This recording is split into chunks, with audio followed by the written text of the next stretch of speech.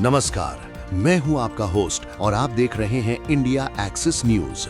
नेपाल में इस वक्त कुछ ऐसा हो रहा है जो आपको फिल्म नायक की याद दिला देगा, जहां फैसले फाइलों में नहीं बल्कि मौके पर ऑन द स्पॉट लिए जाते हैं। क्या हो अगर एक देश अपने नेताओं से वीआईपी ट्रीटमेंट छीन ले? क्या हो अगर नेता आम जनता की तरह सड़क पर चले? और क्या हो अगर यही फैसला पूरे सिस्टम को बदल दे? दोस्तों, आज की इस रिपोर्ट में जो आप देखने वाले हैं वो सिर्फ नेपाल की खबर नहीं है। ये एक ऐसा बदलाव है जो अगर सफल हुआ तो कई देशों की राजनीति हिला सकता है। और सबसे बड़ा सवाल, क्या भारत भी इससे अछूता रह पाएगा?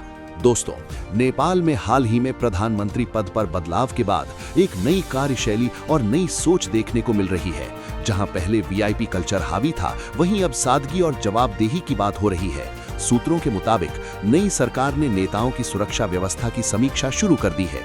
अनावश्यक बॉडीगार्ड्स और बड़े काफिलों पर रोक लगाने की दिशा में कदम उठाए जा रहे हैं। यानी साफ संदेश, सत्ता सेवा के लिए है, दिखावे के लिए नहीं।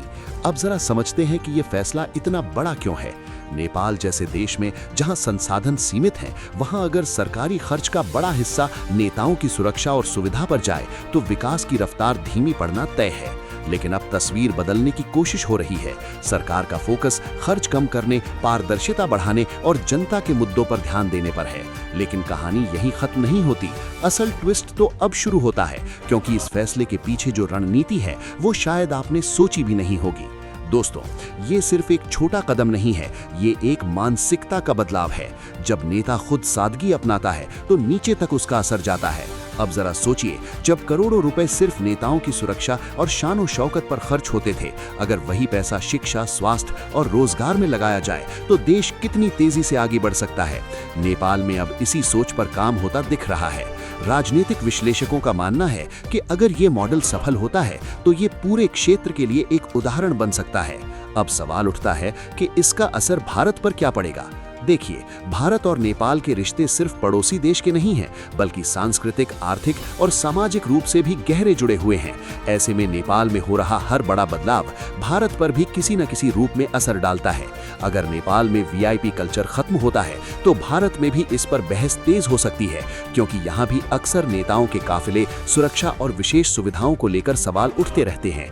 सोशल मीडिया पर भी लोग पूछ रहे हैं, क्या भारत में भी ऐसा बदलाव संभव है? अब बात करते हैं चुनौतियों की।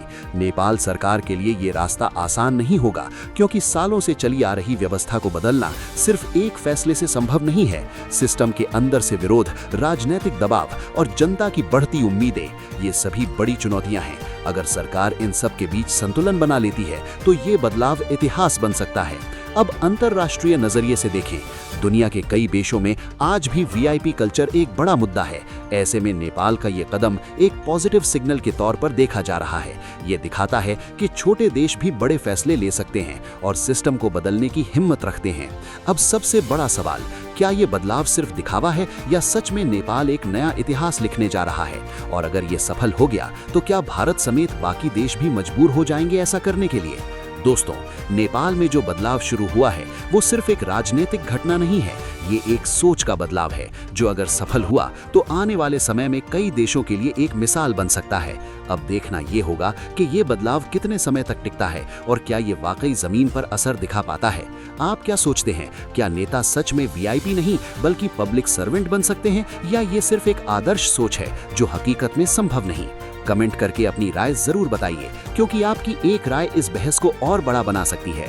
और ऐसी ही एक्सक्लूसिव और डीप एनालिसिस के लिए देखते रहिए इंडिया एक्सिस न्यूज। मैं हूं आपका होस्ट, मिलते हैं अगले वीडियो में। धन्यवाद।